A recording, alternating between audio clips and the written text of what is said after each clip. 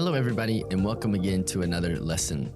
In today's lesson, we're going to talk about intonation in speaking and how you can improve it to sound more like a native English speaker. So, after finishing today's lesson, you will be able to understand and use falling, rising, and fall-rise intonation, recognize how your tone can change your communication, use tone and change it on command to change your meaning, ask more polite questions, recognize people's mood from their intonation, and sound more like a native speaker when you speak English. So, intonation refers to how the voice rises and falls when speaking.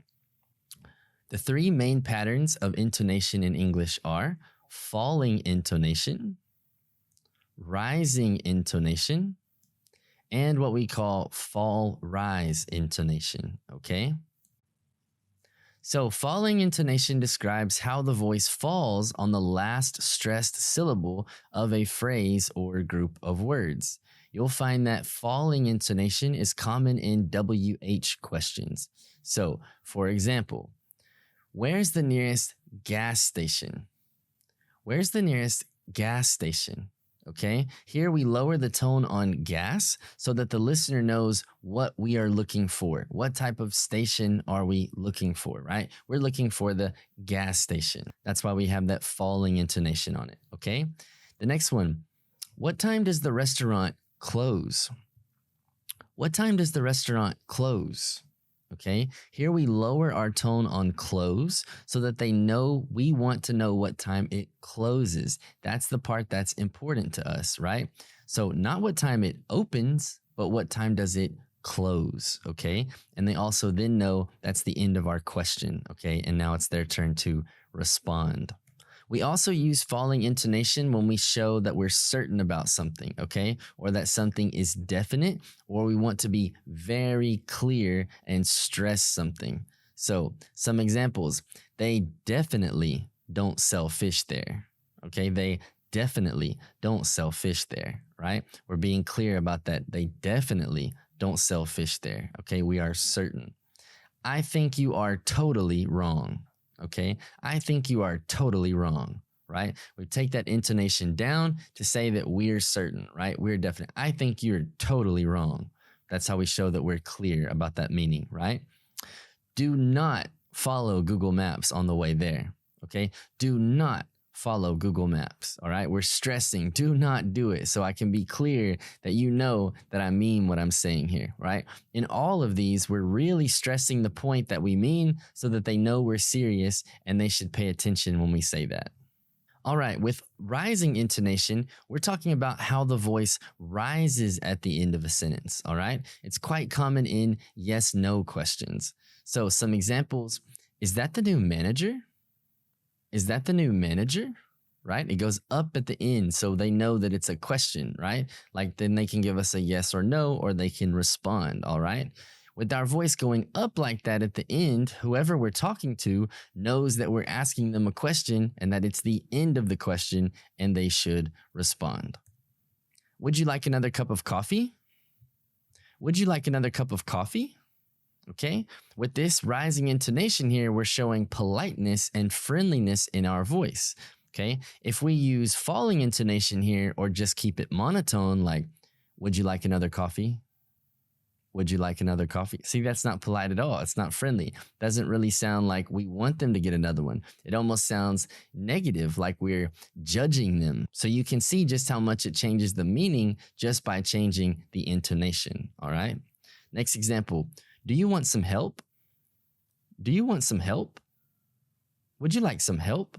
Right? It goes up to show friendly, to show that it's a sincere offer, okay? It's more inviting, more polite, all right? Sounds like an offer where we actually mean that we're willing to help them, okay? Fall-rise intonation is how the voice falls and then rises during speaking. We use it at the end of statements when we want to communicate that we're not sure or when we may be about to say more. So, for example, right now I'm living in Bali, but I'm thinking about moving soon.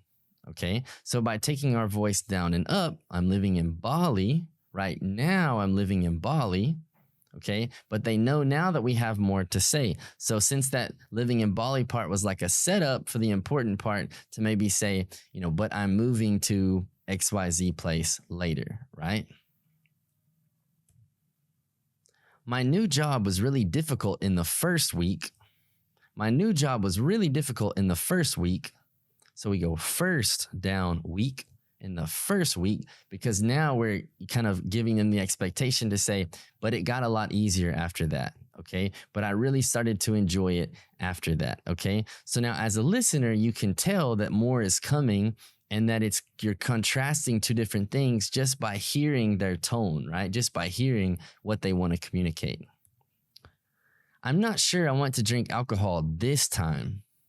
I'm not sure I want to drink alcohol this time, right? This lets us know that this time we're not really sure about it, right? This time specifically. It's not that we don't drink all the time, right? Other times maybe it's okay, but this time we're not that sure, okay? So by putting that proper intonation there, it really kind of helps us communicate and helps the listener know what we mean. So we can also use fall rise for showing contrast. A few examples. I asked for juice, not soda. I asked for juice, not soda. Okay, here we're putting stress on the juice to contrast it from the soda. Okay, so they brought us soda, but we wanted juice. So we're showing that contrast in our intonation so they know what we wanted. I would rather the blue one than the purple. I would rather the blue one than the purple one, right? We stress the blue because that's the one we want, not the purple, right? So we just add a little bit of, life here into the sentence and put the intonation on the parts that we want people to pay attention to so it's easier for them to understand our message, right? So we can also use what we call outline intonation for going through items in a list. In outline intonation, your pitch rises with each new item in the list. This shows the listener that you are continuing the list, all right? When you reach the final item in the list, your pitch falls, showing that the list is now complete, okay? So, for example, over the weekend, I need to clean the house, finish my project, do laundry, and go grocery shopping.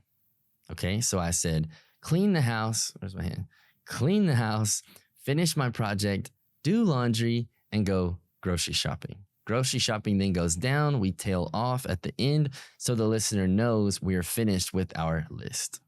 So let's talk about why we need to use proper intonation instead of speaking in a way that we call monotone. All right. Monotone is what we call it when someone speaks with the same tone without ever changing it up and down. Okay. This makes it hard to focus and listen to someone when they speak, and it also feels kind of boring to listen to. So as some examples, you can think about how Italians speak very up and down, right? It's like a song. They have this very sing-songy kind of cadence when they talk, and it has a lot more life in it when they speak, right? So when they speak English, it can kind of stick out a little bit, sometimes in a positive way, right? Because their cadence is much more lively than in English, right? But in many Eastern European languages, they have more of like a flat cadence without much movement, right? They don't open their mouths too much when they speak. Everything stays sort of close and they don't move it up and down very much, right? That makes it difficult whenever they try to speak English because in English, we do have the intonation. We do have the cadence, okay? It needs to move up more up and down than the Eastern European languages typically do, right? So English is like in the middle of, you've got the, Italian on the high end and some of these Eastern European languages on the lower end. So English needs to be somewhere in the middle, right? We need a healthy up and down cadence for people to be able to understand what we mean and also not get bored when we speak. All right, let me give you an example here of one of the most famous monotone speakers in the US. This guy even got his own TV advertising campaign just because his voice was so famous for being monotone like this. This is a scene from Ferris Bueller's Day Off. So have a look and see the effects of someone when they speak monotone for too long.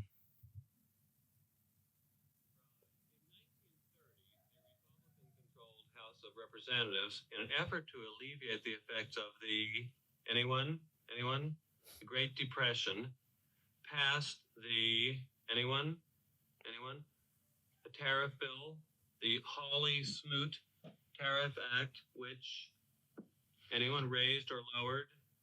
Raised tariffs in an effort to collect more revenue for the federal government. Did it work? Anyone?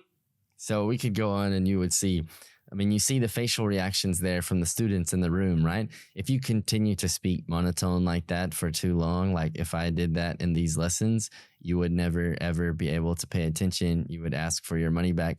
It's impossible, right? It's terrible. You can't pay attention to someone like that. But many native English speakers, when they're learning English, they don't really pay attention to their intonation. They're so focused on the words and the grammar that they kind of forget all about it. So you can see how important it really is. Now let's look at another example, but this time it shows the difference between proper intonation and incorrect intonation, but it also shows you what the negative consequences can be of not using proper intonation. And of course, it shows you in a funny way because it's from the TV show Friends. So let's go ahead and have a look. Mama, when you first saw the giant dog shadow fall over the park? Yeah, but did they have to shoot him down? I mean, that was just mean. Okay, what about now? The turkey should be crispy on the outside, juicy on the inside. Why are we standing here? We're waiting for you to open the door. You've got the keys. No, I don't. Yes, you do. When we left, you said, got the keys. No, I didn't. I asked, got the keys? No. You said, got the keys. Either of you have the keys? The oven is on. Oh, I've got to get my ticket. Oh, wait. We have a copy of your key.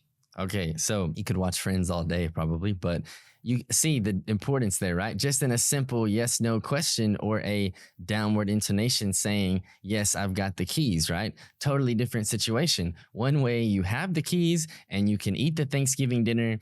Everybody's going to have a great day. One way, nobody got the keys. You're locked out and the oven's on. Your apartment might burn down. Okay, so totally different situations. It just goes to show you how important intonation is when you're speaking English. All right, let's summarize everything that we've learned so far. So we have falling intonation. Falling intonation is common in WH questions. We have rising intonation, which is common in yes or no questions and shows politeness. Then we have fall rise intonation, which can show contrast or that we're not sure or that we're about to say more. And we need proper intonation so we don't sound monotone and so that we don't lock our keys in our house and burn down the apartment after the oven is on. Okay, remember that part. All right, so for practice today, I want you to pause the video and then practice saying these sentences with the proper intonation that we've just learned in the previous slides, okay? So once you finish, unpause and I'll give you the correct example to compare it to just by, me saying it. All right, but so go ahead, pause the video, practice speaking these on your own, and then unpause, and I'll give you a little example from me. Okay, hopefully you've paused and unpaused by now. So the first one, rising pitch for a question. Where are you going? Where are you going? Polite, inviting. Where are you going? Just curious, right? But if it's your mom at midnight when you're in high school, where are you going? Go ahead and roll down, right? So again, this one's friendly. Where are you going? Where are you going? Right? Just friendly question. I'm going to the store to get some milk. I'm going to the store to get some milk, right? End of the sentence. I'm declaring this is what I'm doing. I'm going to the store to get some milk. Milk is the reason why I'm going. The next one, fall rise pitch for seeking agreement. It's a nice day today, isn't it? It's a nice day today, isn't it? We go, isn't it, right? Down and up, because now we want them to know we're asking them a question and we hope that they agree with us, all right? The next one, emphasis on blue for contrast, okay? So here we're going to say, I asked you to bring the blue notebook, not the red one.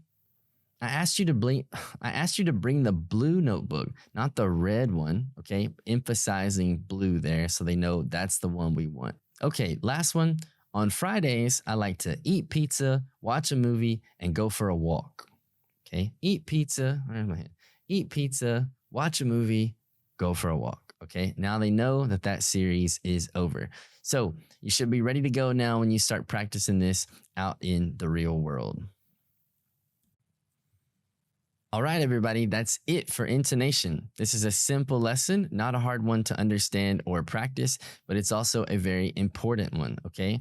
The more you practice this skill and the better you get at it, the more like a native speaker you will sound, okay? And the more fluently in English you will be able to communicate, all right?